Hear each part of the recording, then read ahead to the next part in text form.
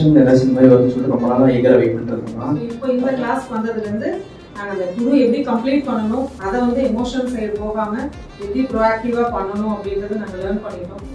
ஒவ்வொரு நாள் செக்ஷன் எடுக்கும்போது கம் ஃபார்வர்ட் அப்படின்னு சொல்லும்போது நான் வந்து நம்மள கூட ஒர்க் பண்ணுறவங்க கொலீக்ஸ் தான் எடுக்கிறோம் அப்படின்னு சொல்லி தைரியமாக எடுக்க ஆரம்பித்தேன். 5 செஷன் வந்து எங்களுக்கு ரொம்ப ஈஸியாக போயிட்ட மாதிரி இருக்கு. ஏன்னா அது எந்த கிளாஸ்க்கும் ஃபுல் அட்டெண்டன்ஸ் வராது. நாங்கள் எங்களோட கிளாஸ் அப்படின்னு சொன்ன உடனே ஃபுல் அட்டெண்டன்ஸ் வரும்.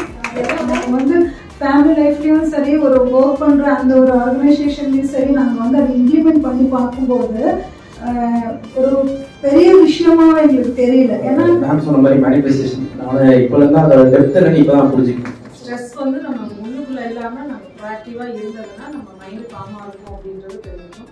இந்த விஷயத்துல இருந்து நம்ம சேஞ்ச் பண்ணிக்கிற மாதிரி தான் எல்லாமே இருக்கு. அந்த ஒரு சேஞ்சுக்குள்ள நாங்க வந்துட்டோம். அதனால நான் ஃபர்ஸ்ட் எங்களுக்கு கொடுத்த செஷன்ல வந்து நான் ஒரு ஃபீட்பேக் கொடுத்துருப்பேன். அதுல வந்து நான் லாஸ்ட்ல நாங்கள் எல்லாமே இப்போ இம்ப்ளிமெண்ட் பண்ணிட்டோம்னா இப்படி சொல்லியிருப்பேன். இன்னைக்கு நான் ப்ரௌட் இப்படி பண்றேன். ஆன் ஸ்பாட்ல வித் நோ ப்ரிப்பரேஷன் ரொம்ப நாள் மோட்டிவேட் பண்ணிட்டு அது ஒரு வெரி இம்பாக்ட்ஃபுல்.